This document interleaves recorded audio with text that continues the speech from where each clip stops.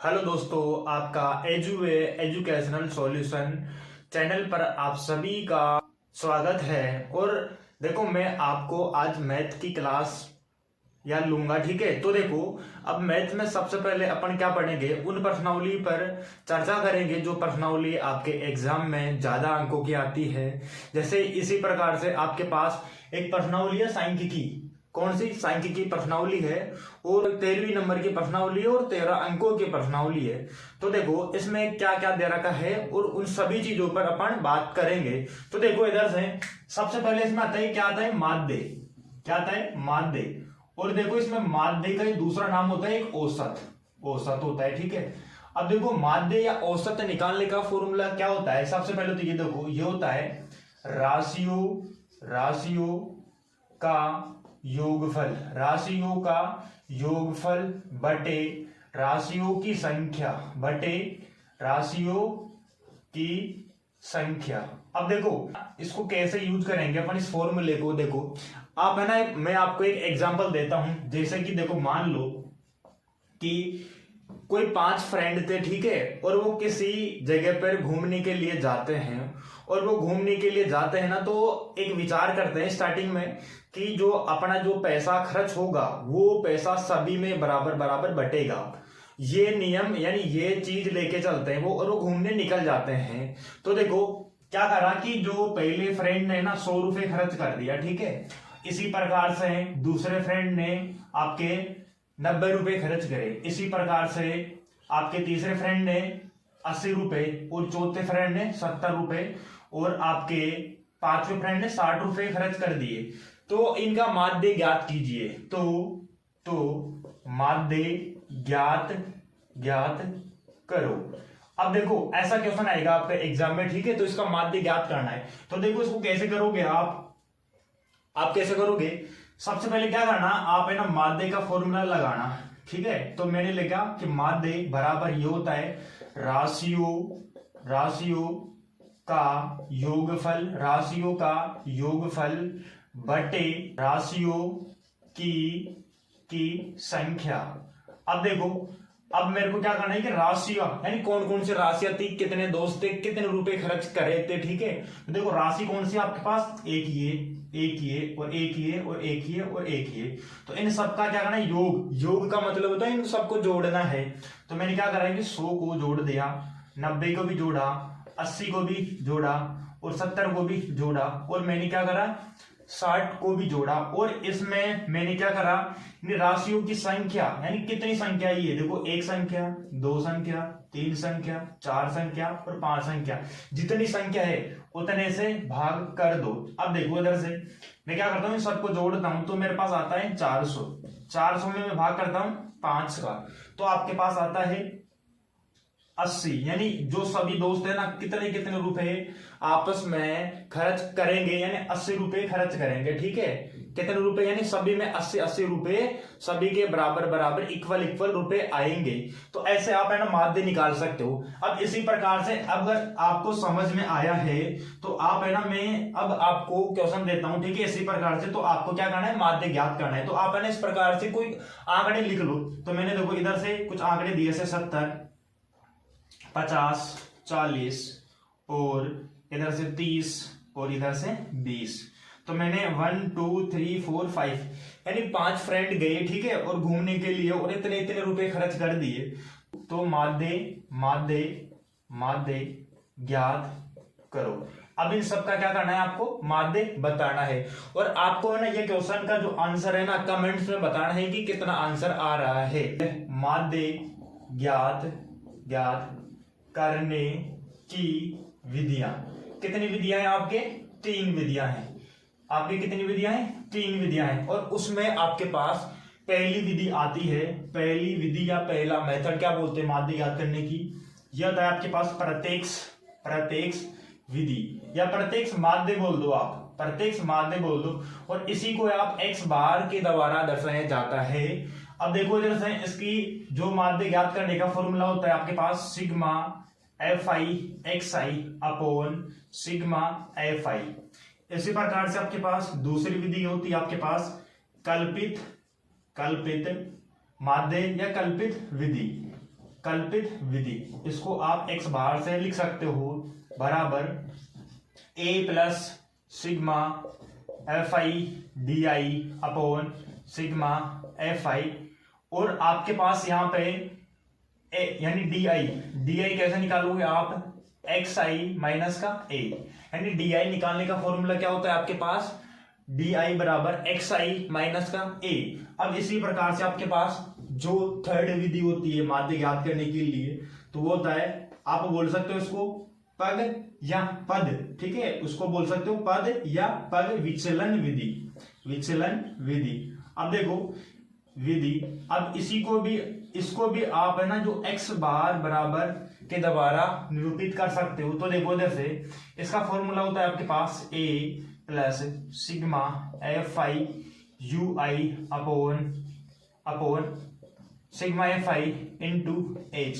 तो आपके पास ये माध्य ज्ञात करने की 3 विधियां होती है। हाँ, इनमें जो क्वेश्चन पूछा जाता है ना कि डायरेक्ट फॉर्मूले भी पूछ लेते हैं कभी कभी, तो आपको है ना फॉर्मूले भी ध्यान रखना है कि 1 नंबर में आपके फॉर्मूले भी आ जाते हैं। अगर फॉर्मूले आए तो आप क्या करना है कि फॉर्मूले को जैसा जैसा लिख देना है। अब देखो यहाँ पे यू आई भी दे रखा है ना, तो यू आई ज्ञात करने का फॉर्मूला कैसे होता है, तो देखो यू आई ऐसे ज्ञात करते हो आप, यू आई बराबर डी आई अपॉन एच, यहां से आप यू आई निकाल सकते हैं। तीनों विधियां पर अपन क्वेश्चन करेंगे। 13.1 है उसका पहला क्वेश्चन इस प्रकार से दे रखा है। देखो क्या दे रखा है इस क्वेश्चन में, कोई सर्वेक्षण हो रहा है, ठीक है, कोई जांच हो रही है।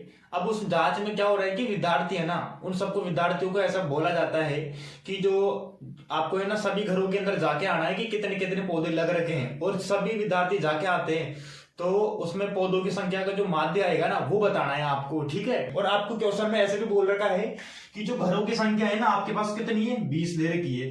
अब देखो आपको इस प्रकार से एक सिंबल बनता है ये, ठीक है, इसको बोलते हैं सिग्मा। क्या बोलते हो, सिग्मा। सिग्मा का मतलब होता है कि जो आपके पास ये पूरे आंकड़े दे रखे हैं ना, ठीक है, इन सबका योग करना है। तो मैंने क्या करा कि इन सबका योग कर दिया। तो देखो 1 और 2 कितना होता है, 3 और 1 4 4 और 5 कितना होता है, 9 और 6 15 और 5 कितना होता है, 20। यानी आपके पास दे रखा है पूरे घरों की संख्या 20। अब आपको ऐसे बोल रहे हैं क्वेश्चन में कि आपको इन सभी का माध्य ज्ञात करना है। तो देखो सबसे पहले माध्य ज्ञात करने के लिए आप फॉर्मूले लगाओ। देखो माध्य ज्ञात करने के लिए मैंने क्या बोला था कि प्रत्यक्ष माध्य, यानी प्रत्यक्ष माध्य का फॉर्मूला लगा दो आप सबसे पहले, ठीक है। तो पहली विधि का यूज कर रहे हैं अपन, बोल दो प्रत्यक्ष माध्य। तो देखो प्रत्यक्ष माध्य का फॉर्मूला क्या होता है आपके पास, ये होता है sigma f I x I upon sigma f i, ठीक है। तो यही तो लिखवाया मैंने अभी थोड़ी देर पहले। मेरे को निकालना है एक्स आई। क्या निकालना है, एक्स आई। देखो एक्स आई क्या होता है, ये होता है वर्ग चिन्ह। इसको कैसे निकालते हो, देखो क्या होता है कि जो आपके पास वर्ग अंतराल दे रखा है, ठीक है, उसमें निम्नतम सीमा क्या आपके पास 0 और उच्चतम सीमा क्या आपके पास 2। इन दोनों को जोड़ना है, ठीक है, निम्नतम सीमा और उच्चतम सीमा को दोनों को जोड़ना है और उसमें आपको 2 का भाग देना है, ठीक है। तो देखो मैं फॉर्मूला लिख देता हूं, निम्न सीमा प्लस उच्चतम या उच्च सीमा, इन दोनों को क्या करना है, जोड़ना है और आपको 2 का भाग देना है। यह आपके पास एक्स आई का फॉर्मूला होता है, यानी इसको बोलते हो वर्ग चिन्ह, ठीक है। क्या बोलते हो, वर्ग चिन्ह। आपको ना कभी फॉर्मूले भी पूछ सकता है और आपको ध्यान रखना है कि वर्ग चिन्ह का फॉर्मूला क्या होता है। तो मैंने लिख दिया, ठीक है। तो आपको इस प्रकार से वर्ग चिन्ह का फॉर्मूला भी ध्यान रखना है, लेकिन अब है ना अभी यहाँ पे नहीं लिखना है आपको। अब आपको यहाँ पे क्या करना है कि डायरेक्ट बता देना है कि जो एक्स आई का जो मान आएगा ना वो कैसे कैसे आएगा। तो देखो इधर से एक्स आई बराबर क्या होगा, क्या करना है कि मेरे को पहला जो वर्ग है उसकी निम्नतम सीमा, दूसरे वर्ग की उच्चतम सीमा, दोनों को जोड़ दिया, यानी 0 और 2 कितना होता है 2, और उसमें भाग दिया मैंने 2 से, तो कितना आता है 1। इसी प्रकार से देखो मैंने क्या करा है कि 2 और 4 को जोड़ा, उसमें इन दोनों को जोड़ा तो कितना आया 6 में भाग करा मैंने कितना 3। अब देखो आपको क्या करना है कि इसमें सभी में जो वर्ग अंतराल है ना सभी में सेम दिख रहा है। देखो यहाँ पे भी 2 का अंतर है, इधर भी 2 का अंतर है, इधर भी 2 का अंतर, सभी वर्ग अंतरालों में 2 का अंतर दे रखा है, ठीक है। तो 1 का निकालना है आपको, और जो वर्ग अंतराल आ रहा है ना से जोड़ते जाओ आप। तो देखो इधर से आपके पास 3 है, ठीक है, 3 में मैंने जोड़ दिया 2, तो कितना होता है 5। इसी प्रकार से मैंने 5 में जोड़ा 2 तो 7 में जोड़ा मैंने 2 तो आता है आपके पास 9 9 के अंदर मैंने जोड़ दिया 2 तो 11, 11 में मैंने 2 जोड़ दिया तो आता आपके पास 13। तो ये तो आ गया आपके पास xi, ठीक है। इसी प्रकार से आप क्या निकालोगे, देखो इधर से आपके पास फॉर्मूला होता है fi गुणा xi। तो देखो fi तो आपके पास दे रखा है, ठीक है, यानी बारंबारता, यानी fi का मतलब होता है बारंबारता, ये तो दे रखी है आपके पास। अब ये बारंबारता fi, ठीक है, और xi इन दोनों का गुणा करना है मेरे को, ठीक है। तो कि 1 गुणा 1 होता है आपके पास 1, 2 गुणा 3 6, 1 गुणा 5 तो 5, 5 गुणा 7, 7 पंजो 35। इसी प्रकार से 9, 9 गुणा 6 54, और इसी प्रकार से आपके पास 11 गुणा 2 होता है 22, और आपके पास होता है 13 गुणा 3 39। कितना होता है 39। अब क्या करना है आपको, सिग्मा fi और xi यानी इन दोनों का गुणनफल दे रखा है, इनका योग ज्ञात करना है आपको, ठीक है। तो देखो इधर से मैं करता हूं सिग्मा fi और xi का योग करता हूं। तो देखो इधर से 1 और 6 होता है 7, 7 और 5 होता है आपके पास 12, 12 में अगर 5 जोड़ते हो आप तो होता है 17, 17 में अगर आप 4 जोड़ते हो 21, 21 में अगर आप जोड़ते हो 2 तो कितना होता है आपके पास 23, और 23 में आप 9 जोड़ते हो तो आपके पास होता है 32। तो 32 का आपके पास 2 लिख दिया मैंने, और 3 हासिल का 3 और 3 होता है आपके पास 6, 6 और 5 होता है 11, 11 और 2 होता है आपके पास कितना 11, और 2 आपके पास होता है 13, 13 में आपने जोड़ना है 3 तो होता है आपके पास 16। तो इन सब का योग कितना है आपके पास, सिग्मा fi और xi का योग कितना है 162। अब आपको क्या करना है, सिर्फ और सिर्फ फॉर्मूले में रखना है। तो देखो इधर से आपके पास सिग्मा fi और xi का मान कितना आया, सिग्मा fi और xi का मान कितना आया 162 बटे आपके पास सिग्मा fi कितना दे रखा आपके पास, देखो इधर से सिग्मा fi, देखो ये इन सब का योग कितना आपके पास 20, यानी 20 एंड 20। तो अब क्या करना है आपको, इसमें भाग देना है। तो देखो इधर से मैं इसमें भाग देता हूं, 2 से कट रहा है ये 10 बार, ठीक है, 2 से कट रहा है 2 अंटे 16, 2 एकम 2।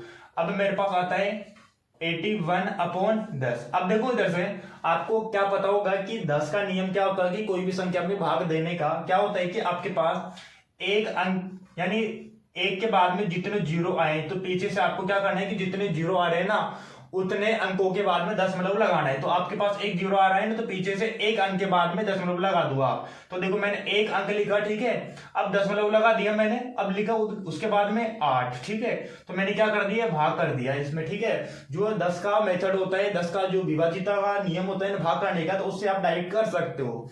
अब आपके पास है ना जो प्रत्यक्ष माध्य, यानी माध्य कितना है आपके पास, यानी 8.1 यानी प्रत्येक घर में जो पौधों की संख्या है कितनी है आपके पास 8.1। का दूसरा क्वेश्चन इस प्रकार से है, आपको देखो क्या दे रखा है इस क्वेश्चन में, ऐसा बोल रखा है कि दैनिक मजदूरी, यानी जो प्रत्येक व्यक्ति है ना उसकी दैनिक मजदूरी दे रखी है आपको, देखो ऐसे दे रखा है, और इधर है कि श्रमिकों की संख्या, देखो 12 श्रमिक यानी 12 मजदूर ऐसे थे, 12 श्रमिक ऐसे थे कि उनकी दैनिक आय आपके पास दे रखी है कि 500 से लेकर 520 रुपए के बीच में है। अब देखो इधर से 14 मजदूर है, जो 14 श्रमिक है उनकी जो मजदूरी है आपके पास दे रखा है कि 520 से लेकर 540 तक दे रखा है।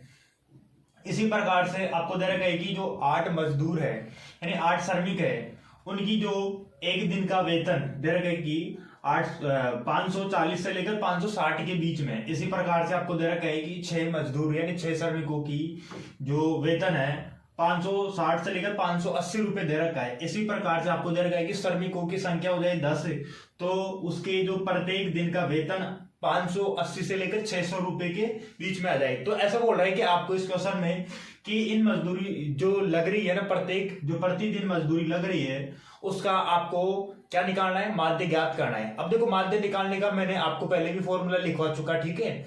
तो देखो मैंने 3 फॉर्मूले आपको लिखवाए थे, ठीक है। एक तो लिखवाया था मैंने प्रत्यक्ष, दूसरा लिखवाया था मैंने कल्पित माध्य वाला, तीसरा लिखवाया था मैंने पद विचलन या बोल दो पग विचलन माध्य वाला, ठीक है। तो देखो एक तो अपन पहले क्वेश्चन में कर चुके प्रत्यक्ष वाला, ठीक है। अपन इसको प्रत्यक्ष से भी कर सकते हो और आप इसको जो सेकंड वाला फॉर्मूला लिखवाया था मैंने कल्पित माध्य उससे भी आप कर सकते हो, और इसको है ना तीनों विधि से कर सकते हो। ठीक है, मैं आपको है ना देखो प्रत्यक्ष तो बता दिया पहले, अभी मैं आपको इसको है ना जो दूसरी विधि आपके पास दे रखी है कल्पित विधि, तो कल्पित विधि से मैं इसको बताऊंगा। ठीक है, तो देखो इधर से उसके लिए देखो जो आपके पास दैनिक मजदूरी दे रखी है रुपए के अंदर, इसको आप क्या बोल सकते हो, वर्ग अंतराल। ठीक है, तो इसको मैंने लिख दिया वर्ग अंतराल। और दैनिक जो दे रखा है आपके पास श्रमिकों की संख्या। ठीक है, जो एफ आई का मतलब होता है बारंबारता। क्या होता है दोस्तों, बारंबारता। ठीक है, अभी मेरे पास बारंबारता, अभी बोल रहे कि उस जो कोई भी मजदूर काम कर रहे हैं किसी भी जगह पर, ठीक है,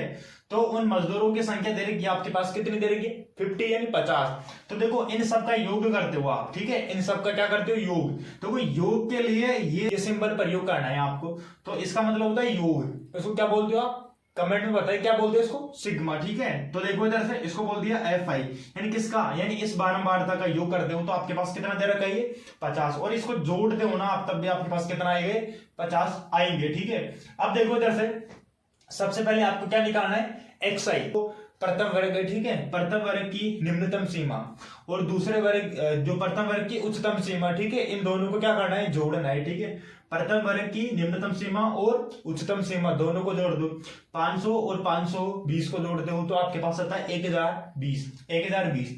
अब देखो इधर से 500 और 520 को आप जोड़ते हो तो आपके पास आता है 1020। ठीक है, कितना आता है 1020। इसमें मेरे को क्या करना है कि 2 से भाग करना है, तो कितना आता है आपके पास 510। कितना आता है 510, तो आप लिख सकते हो यहाँ पे 510। अब देखो सभी में जो वर्ग अंतराल है ना सेम दिख रहा है आपको, यहाँ पे जो सभी में वर्ग अंतराल 20-20 का दिख रहा है, इधर भी 20 का दिख रहा है, इधर भी 20-20-20, सभी में वर्ग अंतराल कितने का दिख रहा है, 20-20 रुपए का दिख रहा है। ठीक है, तो आपको क्या करना है कि फर्स्ट एक्स आई के अंदर यानी जो आपके पास फर्स्ट एक्स आई है ना उसमें 20 जोड़ते जाओ और इसी प्रकार से नीचे तक जोड़ते जाओ। तो देखो मैंने 510 में 20 जोड़ दिया तो आता है मेरे पास 530, और 530 में मैंने जोड़ दिया 20 तो आता है आपके पास 550, और 550 में आप 20 जोड़ते हो तो कितना आता है 570, और 570 में 20 जोड़ते हो तो 590। ठीक है, कितना है 590। अब देखो अब आपको क्या निकालना है, अगर देखो सबसे पहले आपको क्या करना है, अब जो कल्पित विधि है ना उसका फॉर्मूला लिख लो आप। ठीक है, तो देखो आपके पास होता है कल्पित माध्य बोल दो या विधि बोल दो। ठीक है, कल्पित माध्य बराबर a plus sigma f i d i upon sigma f i. ठीक है, तो देखो इधर से इसका निकालने के लिए देखो आपके पास है ना, अगर आप प्रत्यक्ष विधि से करते हो उस क्वेश्चन को, ठीक है, तो आपको क्या करना है कि एफ आई और एक्स आई को दोनों को गुणा करना पड़ेगा यहाँ पे। ठीक है, देखो गुणा तो कर सकते हो आप। ठीक है, अगर मैं इन बड़ी बड़ी संख्या को गुणा करूं तो हो सकता है मेरे पास है ना इसको गणना करने में मेरे से कुछ ना कुछ गलती हो जाए, तो गलती कम होने के लिए क्या करते हैं कि अगली विधि पर जाते हैं। दूसरे नंबर की विधि कौन सी होती है, कल्पित माध्य। तो कल्पित माध्य पे चले जाओ आप। ठीक है, तो कल्पित माध्य में आपके पास क्या आता है डी आई, तो डी आई निकालने का फॉर्मूला क्या होता है, अभी थोड़ी देर पहले बताई था मैंने। ठीक है, एक बार आप दोबारा से देखो क्या होता है डी आई। ठीक है, तब तक मैं लिखता हूं, जैसे डी आई का फॉर्मूला क्या होता है, डी आई बराबर ये होता है एक्स आई माइनस का ए। देखो यहाँ पे ए लिखा है मैंने। ठीक है, ए का मतलब क्या होता है, ए का मतलब होता है कि जो एक्स आई होता है ना ये, ठीक है, वर्ग चिन्ह, इसमें से कोई ना कोई एक संख्या मान लो आप। ठीक है, क्या कर लो, इनमें से कोई भी संख्या को आप मान लो। देखो ए मतलब अज्यूम। ठीक है, अज्यूम का मतलब होता है मानना। ठीक है, कल्पना करना, यानी इसमें से एक्स आई में से आप कोई ना कोई एक आंकड़ा मान लो। ठीक है,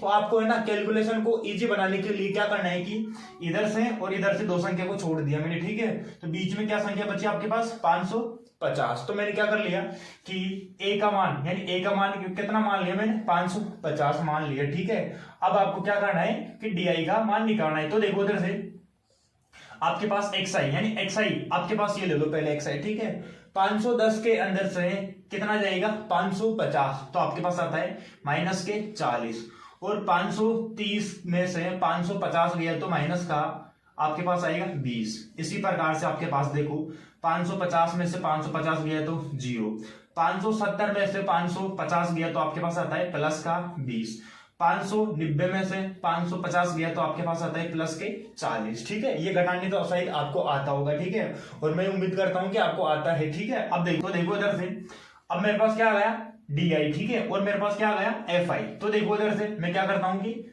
एफ आई और डी आई को क्या करता हूं, गुणा करता हूं। ठीक है, तो एफ आई और डी आई को मैं गुणा कर लेता हूं। चलो एक बार। ठीक है, तो देखो इधर से आपके पास क्या दे रखा है एफ आई, तो एफ आई कितना दे रखा है आपके पास इधर से 12, ठीक है, और डी आई कितना दे रखा है 40, डी आई कितना दे रखा है 40, ठीक है, तो 12 गुणा 4 करते हो तो 48, कितना आता है 12 चौक 48, और इसके पीछे कितना है जीरो, एक जीरो, तो एक जीरो लगा दिया मैंने, ठीक है, और आगे माइनस का चिन्ह है तो माइनस का लगा दिया। तो 14 का पाड़ा मैंने कितनी बार बोला 2 बार, तो 14 एकम 14, 14 दूना 28, तो इसको लिख दिया 28, और पीछे कितना है जीरो, एक, तो एक जीरो, उसके आगे माइनस है तो माइनस, 8 का पाड़ा 0 बार बोलते हो तो 0, ठीक है, देखो 6 गुणा 2 आपके पास होता है 12, और उसके पीछे क्या है 0, तो 0 का 0 लगाया, और इसके आगे प्लस है तो प्लस का प्लस।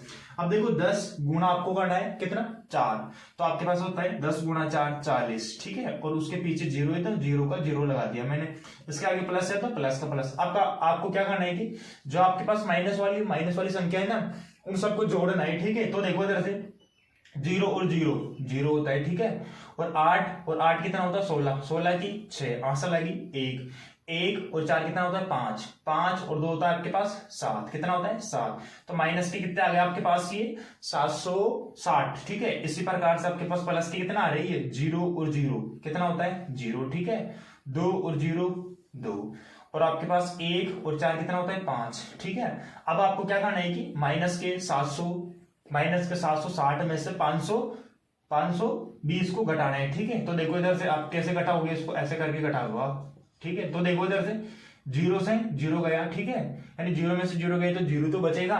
अब 6 के अंदर से 2 गया तो कितना बचेगा 4, ठीक है। अब देखो यहां से 7 है, ठीक है, 7 में से 5 गया तो 2 बचेगा, और देखो बड़ी वाली संख्या किसकी माइनस की, तो आपके पास किसका आएगा माइनस का, ठीक है, तो आप लिख सकते हो सिग्मा एफ आई डी आई बराबर आपके पास कितना बचेगा माइनस का 240, माइनस के 240। अब आपको क्या करना है कि सिर्फ और सिर्फ फॉर्मूले में रखना है, किस में रखना है फॉर्मूले में रखना है। तो कौन सी विधि से कर रहे थे यहाँ पे आप, ठीक है, तो इसका नाम लिख सकते हो आप, क्या लिख सकते हो कल्पित माध्य, और माध्य लिखने का जो फॉर्मूला होता है ना या उसका जो शॉर्ट तरीका, ठीक है, उसको बोलते हो एक्स बार, ठीक है। तो देखो इधर से ए का मान अपन ने क्या माना था, तो देखो ए का मान क्या माना था अपन ने, ये माना था, ठीक है, ए बराबर, तो इसको लिख सकते हो 550 प्लस और आपके पास क्या दे रखा है सिग्मा एफ आई डी आई, तो कितना है माइनस का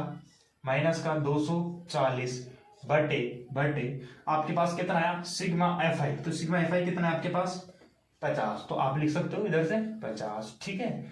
अब देखो इधर से आपको क्या करना है, सिर्फ और सिर्फ देखो प्लस और गुणा क्या होता है माइनस, प्लस और गुणा क्या होता है माइनस, तो ये लिख दिया मैंने माइनस, ठीक है, क्या लिख दिया माइनस। अब देखो इधर से 240 बटे 50, ठीक है।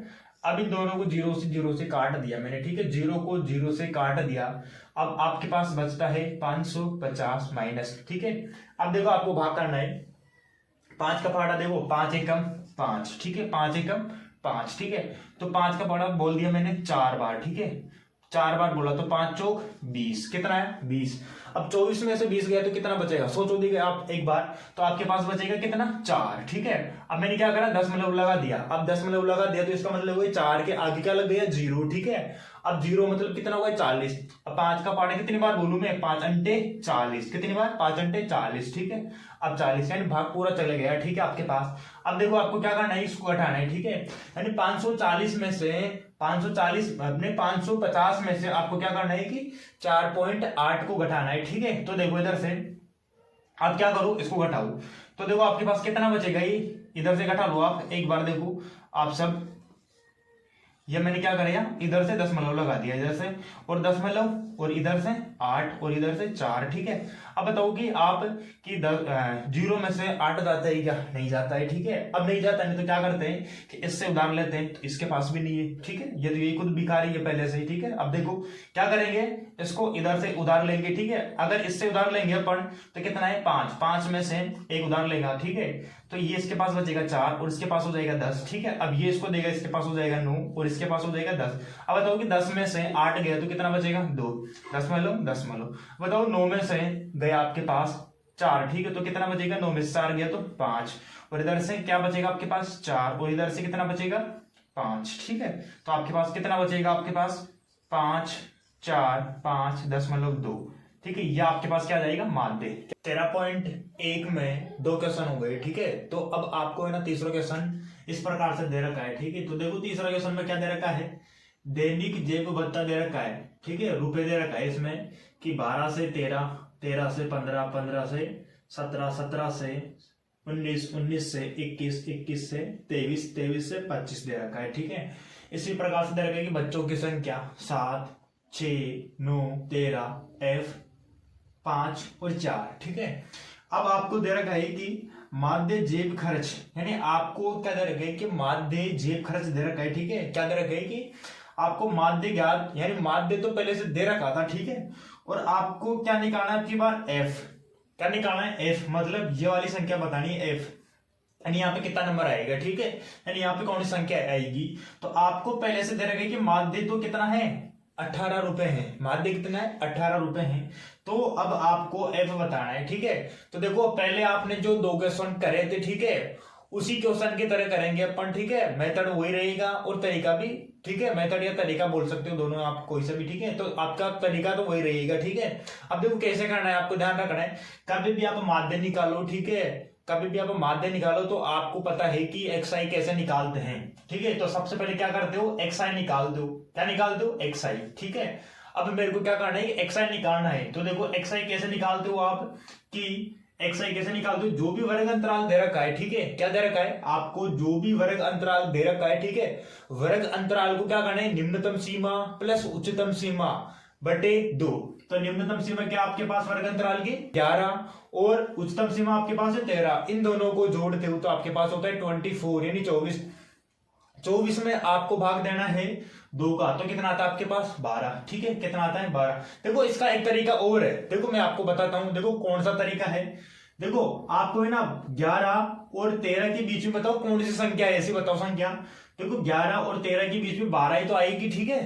और देखो इधर से 13 और 15 के बीच में कौन सी संख्या आती है, देखो इधर से आप एक चलो इधर और इधर एक कम कर दो तो कितना आती है 14, ठीक है, ऐसे भी कर सकते हो आप, ठीक है।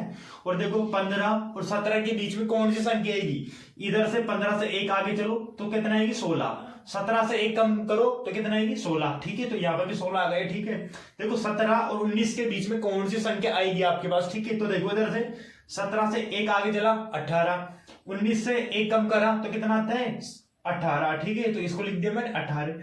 अब देखो इधर से 19 से एक आगे यानी एक कदम आगे चला तो कितना आता है 20, और 21 से एक कदम आगे चला तो मैंने कितना आता है आपके पास आता है 20, कितना आता है 20, ठीक है। ऐसा कर सकते हो आप। अब देखो सभी में कितने का वर्ग अंतराल था 2 का, ठीक है। तो मैंने क्या करा, इसमें 2 जोड़ दिया तो ये आ गया, ठीक है। और 14 में 2 जोड़ दिया 16, 16 में 2 जोड़ दिया 18, 18 में 2 जोड़ दिया तो 20, और 20 में 2 जोड़ते हो आप तो आपके पास कितना आता है 22, और 22 में अगर आप 2 जोड़ते हो, क्या जोड़ते हो वर्ग अंतराल, ठीक है। जो ये आपके पास सभी में वर्ग अंतराल सेम होगा ना, उस वर्ग अंतराल को जोड़ रहे हो आप, तो इसमें जोड़ रहे हो कितना 2, तो आपके पास होता है 24, ठीक है। तो आपके पास क्या आ गया xi आ गया, ठीक है, आपके पास आ गया ये xi, ठीक है। तो मैंने लिख दिया ये xi, ठीक है। अब मेरे पास xi आ चुका, ठीक है। अब देखो आपके पास क्या होता है कि fi यानी fi का योग कितना है, ठीक है। जो fi संख्या दे रखी है, जो बारंबारता दे रखी है, उनका योग भी तो बताना है। तो देखो इधर से मेरे को क्या करना है कि 7 और 6 को जोड़ता हूं तो कितना आता है 13, 13 में मैं कितना जोड़ दिया 9, तो आपके पास आता है 22, 22 में अगर 13 जोड़ते हो आप तो आपके पास आता है 35, 35 और 4 कितना होता है आपके पास 40, 40 और 35 और 5 होता है आपके पास कितना 40, 40 और 4 होता है आपके पास 45, कितना 44, सॉरी 44 होता है, ठीक है। कितना होता है 44। तो देखो इधर यहां से सिग्मा, ठीक है, सिग्मा किसको बताते हो आप, यानी जो fi है, ठीक है, उन सबका योग, तो fi कर दो आप, ठीक है, fi यानी बारंबारता सबका योग, तो इन सबको जोड़ दो आपके पास कितना आता है 44। देखो अभी तो आपके पास एक नंबर नहीं आया, कौन सा नंबर नहीं आया, ये वाला नंबर नहीं आया, ठीक है। तो f यानी f ही को तो निकालना है, ठीक है। अब f को आप ऐसे जोड़ तो नहीं सकते हो, ठीक है। देखो ये तो आपके पास है, ये तो कौन सी राशियां हैं आपके पास, ये राशियां आपके पास है, ये राशि आपको इसको कौन सी राशि बोलते हो, देखो गणित में 2 प्रकार की राशियां होती है, कौन सी, चर राशियां और अचर राशियां, ठीक है। एक तो होती है चर राशि और एक होती है अचर राशि। देखो चर राशि क्या होती है, कहीं पे भी चढ़ सकती हो, ठीक है।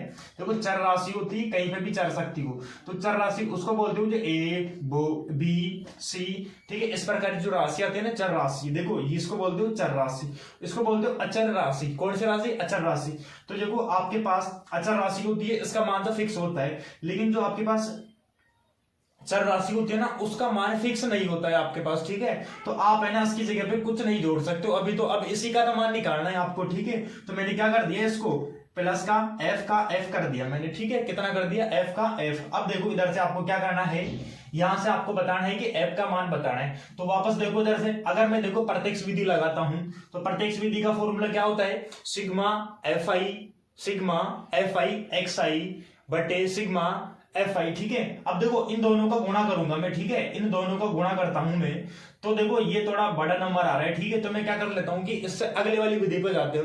तो देखो अगले वाली विधि कौन सी आती है? कल्पित विधि।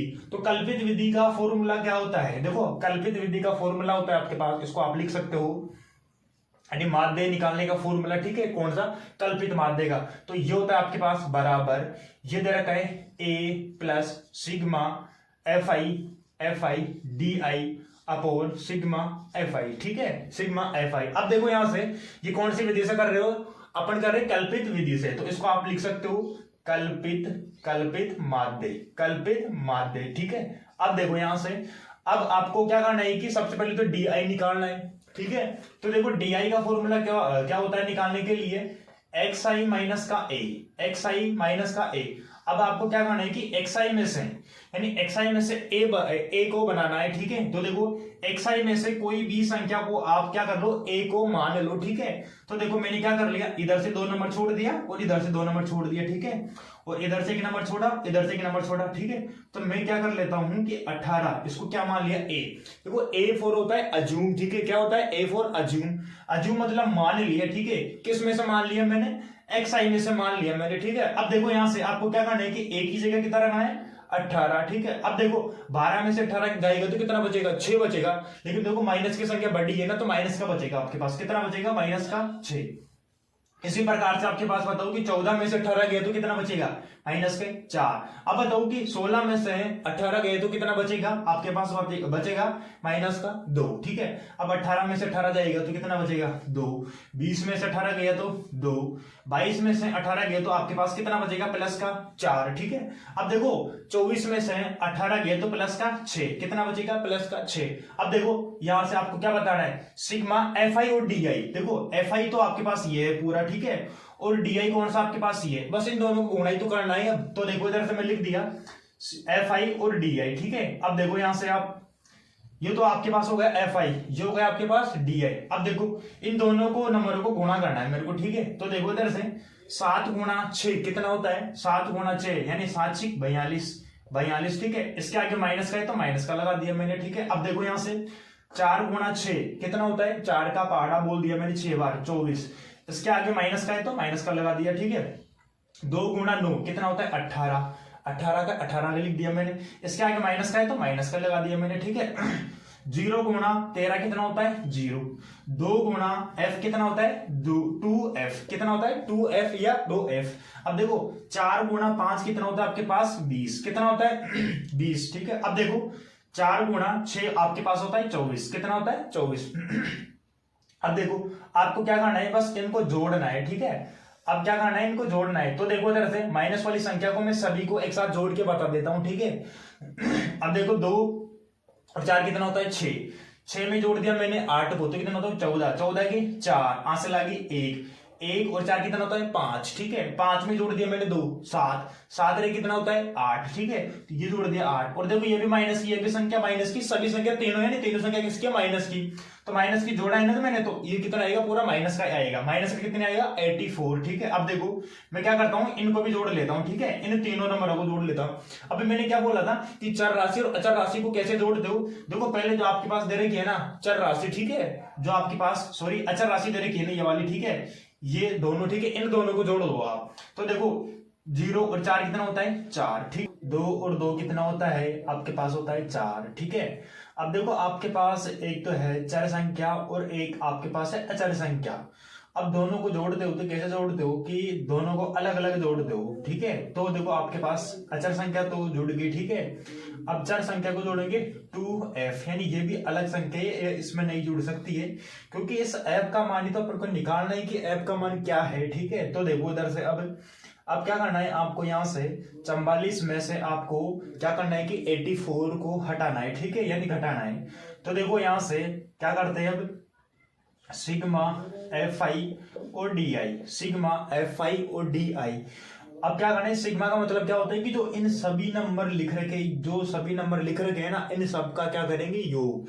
इसी को आप क्या बोलते हो, सिग्मा, यानी सभी नंबरों का, यानी सिग्मा यानी एफ आई और डी आई, ठीक है। तो सभी का जोड़ करेंगे। तो देखो यहां से अब आपके पास है माइनस के 84 और आपके पास है प्लस के 44। तो आपके पास कितना बचेगा, माइनस के 40 और प्लस, और आपको क्या करना है, यानी इसमें घटाना है, ठीक है। तो ये बचेगा आपके पास 2f, कितना बचेगा 2f, ठीक है। तो देखो इधर से आपके पास कितना बचेगा, अब आपको दे रखा है सब कुछ। देखो देखिए दोस्तों, आपके पास देखो क्या दे रखा है, अब यहां से यानी आपको दे रखा है कि कल्पित माध्य, देखो माध्य दे रखा है जेब खर्च, कितना दे रखा है 18 रुपए। तो माध्य की जगह आप 18 रख दो, ठीक है। तो ये 18 रख दिया मैंने, बराबर।